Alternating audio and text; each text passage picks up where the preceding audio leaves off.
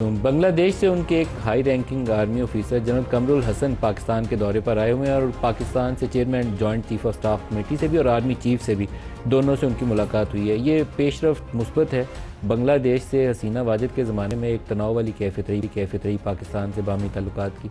हालांकि वो हमारा और उनका आपस में फ़ासला होना ही नहीं चाहिए, दिलों के करीब हैं वो हमारे, लेकिन मामला दूरी की तरफ चले गए थे। अब एक नए दौर का आगाज़ है और जितना खुले तरीके से बड़े दिल के साथ दोनों एक दूसरे को एम्ब्रेस करें और फासले मिटाएं उतना ही अच्छा है। ये विज़िट बड़ा इंपॉर्टेंट है। होपफुली आइंदा आने वाले दिनों में मामला मुस्बत तरीके से आगे बढ़ेंगे। गुज़श्ता रोज़ आर्मी चीफ ने केपी के अंदर भी एक मीटिंग को चेयर किया जो एपेक्स कमेटी का इजलास था केपी के अंदर सिक्योरिटी सिचुएशन के हवाले से। उसकी जो इम्पोर्टेंट उसकी स्टेटमेंट्स है उस मीटिंग की कि हमारी पॉलिसी सिर्फ़ और सिर्फ पाकिस्तान है। पाकिस्तान अफ़गानिस्तान से हमेशा बेहतर ताल्लुकात चाहता है। अफ़गानिस्तान से ये जो खारजी फितना है इसकी मौजूदगी पर इख्तलाफात हैं। खैबर पख्तूनख्वा में कोई बड़े पैमाने पर ऑपरेशन नहीं हो रहा।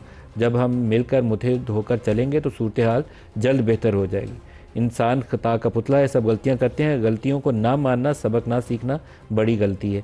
अवाम और फ़ौज के दरमियान एक ख़ास रिश्ता है। इस रिश्ते में किसी को खलीज डालने की इजाज़त नहीं दी जा सकती। और इस तरह के और स्टेटमेंट है। इस वक्त केपी की जो सिचुएशन है सिक्योरिटी के हवाले से, उसके बाद इसला ऐसे हैं जिसमें ख़ुद चीफ मिनिस्टर केपी का अपना भी इलाका शामिल है कि वहाँ पर वो शायद विज़िट करने भी जाते हुए उनको बहुत बड़े पैमाने पर एहतियात, दिन की रोशनी में भी बहुत बड़े पैमाने पर एहतियात करनी पड़ती हो।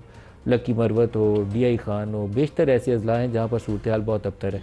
तो वहाँ पर पूरी हुकूमत को भी, फेडरल गवर्नमेंट को भी और खैबर पख्तूनख्वा हुकूमत को भी एक कोऑर्डिनेटेड अप्रोच के साथ फ़ौज के ताउन से, दीगर सिक्योरिटी इदारों के ताउन से एक ऐसा ऑपरेशन करना चाहिए कि ये जो खारजी दोबारा वहाँ सर उठा रहे हैं, हमारे अपने बच्चे शहीद होते हैं ना, फ़ौज वाले हों या सिविलियन हों, तो इसका खात्मा करना बहुत ज़रूरी है। लेकिन एक ऐसी अप्रोच होनी चाहिए जिसमें पोलिटिकल ओनरशिप शामिल हो। सियासतदान जो है, जो सूबे की क़यादत है, जो मरकज़ की क़यादत है, उसकी कंप्लीट ओनरशिप ले। से अपने सियासी जो मौज़ूआत हैं उसकी तरफ आते हैं। मरकज़ में बातचीत का अमल कैसे आगे बढ़ेगा, इसके ऊपर अभी इल्ज़ाम तराशियाँ ज़्यादा हैं। हालांकि जो शुरुआत हुई थी स्पीकर के उस इनिशिएटिव के बाद, उसके बाद लगता ये था कि कुछ बर्फ़ पिघली है, आहिस्ता आहिस्ता बेहतरी की तरफ मामला जाएंगे। लेकिन अभी बयानात जो प्रेस कॉन्फ्रेंस की शक्ल में भी सामने आते हैं उसमें भी तुंदी और तेज़ी है और हाउस के अंदर का माहौल भी बहुत ज़्यादा अच्छा नहीं है।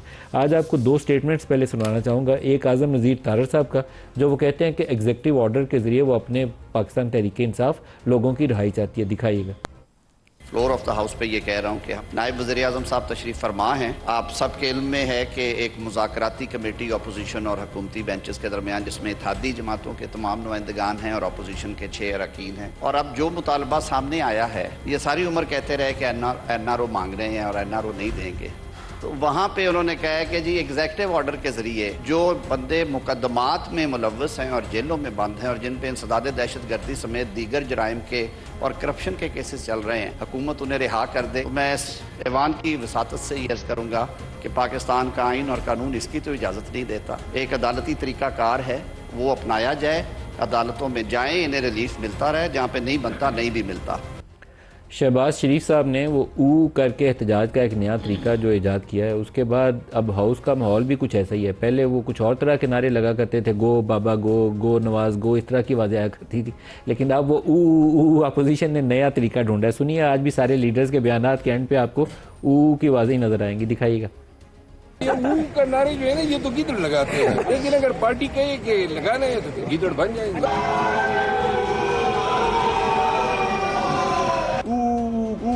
मैं मुबारकबाद पेश करता हूं अपने वज़ीर-ए-आज़म मियां शहबाज शरीफ साहब को कि उन्होंने अपोजिशन की जुबानों में गीदड़ की जुबान डाल दी है। ऊ ऊ ऊ ऊ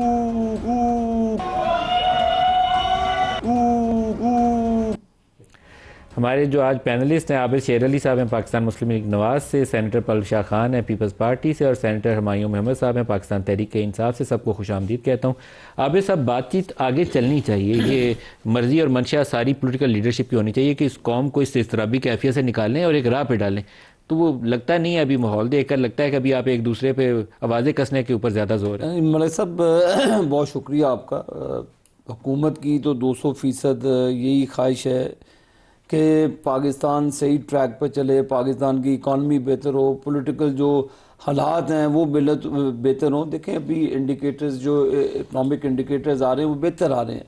तो हम चाहते हैं कि एक पेज पे होकर एटलीस्ट हमें पाकिस्तान की इकॉनमी पर और अभी जो हालात चल रहे हैं उस पर हमें यकसुई से जाना चाहिए। अगर हुकूमत ने इनिशिएटिव लिया, उसमें तमाम पॉलिटिकल पार्टीज़ की लीडरशिप शामिल है और एक एसओपी तय हुआ, फिर उसके बाद इमरान खान की तरफ से कोई नाजेबा अल्फाज प्राइम मिनिस्टर साहब के लिए कहे गए डायलॉग के दौरान, तो फिर और भी इनकी पॉलिटिकल जो लीडरशिप है अंदर कुछ और कहते हैं, फिर बाहर जाके कुछ और होते हैं।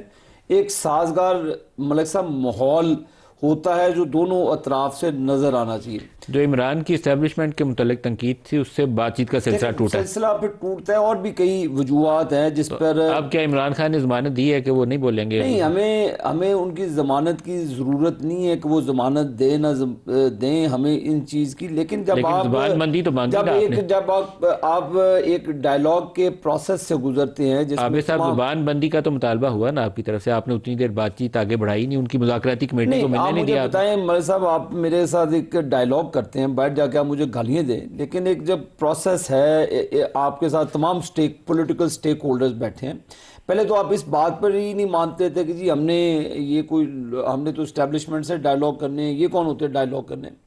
तो ये अपने ज़रा रवैयात पर गौर करें कि डायलॉग हमेशा पॉलिटिकल लोगों के दौरान होते हैं। अगर आपका पॉलिटिकल माइंडसेट नहीं है मलिक साहब, अगर आप पाकिस्तान में कोई ख़राबी चाहते हैं तो फिर आप उस ट्रैक पर चलेंगे।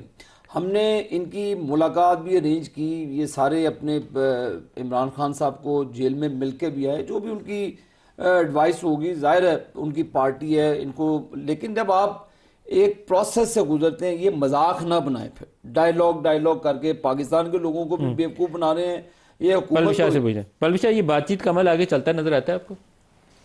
देखिए, इतना तो नज़र आता है कि बातचीत के लिए गो कि ये इस बात से मैं एग्री करती हूँ आबिद साहब की कि कोई सीबीएम्स दोनों तरफ से उसकी कमी नज़र आती है। क्या सीबीएम्स होने चाहिए? पहले तो हुकूमत को करना चाहिए ना, कुछ एक दो बंदे रिहा कर दें, चलो पीटीआई भी खुश हो जाएगी। बंदे तो वैसे केसेस में कोई बेजरर टाइप केसेस में तो रिहा वो कर सकते हैं, लेकिन उससे आगे केसेस में तो बंदों को वो रिहा नहीं कर सकते। लेकिन सीबीएम्स ये भी हैं, जैसे कि देखिए मुलाकात भी हो गई, तो आई थिंक इज डूएबल ना, आप केसेस चलाते रहें, लेकिन जमानत जैसे डॉक्टर यास्मीन राशिद का मसला है, मतलब she is too old and sick, उसको रिहा कर देंगे तो क्या अब बात यह है कि देखिए, मुझे तो लगता है कि दोनों तरफ से सीबीएम्स की कमी है। इस तरफ से भी गो के दोनों को किसी ने बिठा तो दिया है साथ, हम भी बैठे हुए, लेकिन जो अब स्टेटमेंट्स हैं तो इनकी तरफ से भी कोई चार्टर और डिमांड सामने नहीं है। पीटीआई की तरफ से अभी तो है, वो दो उनके नुक्ते तो बड़े वाज़ेह हैं। 9 मई और 26 के ऊपर वो कहते हैं जुडिशियल कमीशन देखिए ठीक और है, पॉलिटिकल प्रिजनर्स की रिहाई चाहते हैं। हाँ, लेकिन मैं समझती हूँ कि पस पर्दा मुतालबात और होते हैं। वो क्या है? नहीं, वो तो खैर आप सारे लोग कमेटी का हिस्सा है ना, सारी बातें हमें तो आपकी भी इल्म नुमाइंदगी नहीं है, मुझे इल्म नहीं कमेटी में क्या होता है। मेरे ख्याल में वो इन कैमरा इनकी बातें होती होंगी, मैं मेंबर भी नहीं हूँ, लेकिन नज़र ये आता है कि इनके दोनों के दरमियान जो है इत्मीनात और उसके अलावा सीबीएम्स की कमी इस तरह भी है। लैक ऑफ ट्रस्ट है, वो ट्रस्ट डेफिसिट जिसे कहते हैं, ट्रस्ट डेफिसिट मौजूद है। वो तो समझ आता है। दोनों साइड्स जो हैं खासी तलखी में मुब्तला रही हैं पिछले कई साल और काफी दूर है। आपको ये नहीं लगता कि दोनों के पास इसके अलावा ऑप्शन भी कोई? ये मुझे लगता है, मैंने आपको कहा कि दोनों को बिठाया गया है और दोनों को बिठाया गया पड़ा है। ये जुमला हमें आपका, दोनों को बिठाया गया, नजर ऐसे आता है, लेकिन हम भी थोड़ा बहुत वो समझ जाते हैं क्योंकि इतनी सियासी समझ बूझ होती है हर वर्कर में। लेकिन बहरहाल अब आप इस तरफ से भी मुझे समझ नहीं आती कि अब ख्वाजा आसिफ साहब एक सीनियर सियासतदान हैं, वो जब कोई बयान देते हैं तो वो इस तरह तो नहीं हो सकता। एक तरफ मुज़ाकरात में उनकी पार्टी बैठी है, उनके सीनियर लोग बैठे हैं, फिर चलें अता तारड़ साहब तो पहली दफ़ा है, उनको हम इसका थोड़ा बहुत लेवरेज दे सकते हैं, मगर जब इनके भी सीनियर सियासतदान उनको मजाक कहते हैं और फिर बैठे क्यों हैं, फिर वो सारा प्रोसेस जो है उस पर सवालिया निशान। भाइयों साहब, जो अभी लॉ मिनिस्टर साहब का स्टेटमेंट है कि एग्जेक्टिव ऑर्डर के जरिए पाकिस्तान तहरीक इंसाफ अपने लोगों की रिहाई चाहती है, इसके ऊपर थोड़ा रोशनी डालें, क्योंकि दिस इज़ समथिंग न्यू। पहले तो हम सोचते थे कि अदालती अमल से आप चाहते हैं रिहाई हो, जिसमें यह मुमकिन तौर पर हो सकता है कि हुकूमत ज़मानत की मुखालफत ना करे, लेकिन executive order is entirely something different. बिस्मिल्लाहिर्रहमानिर्रहीम, इय्याका नाबुदु व इय्याका नस्तईन।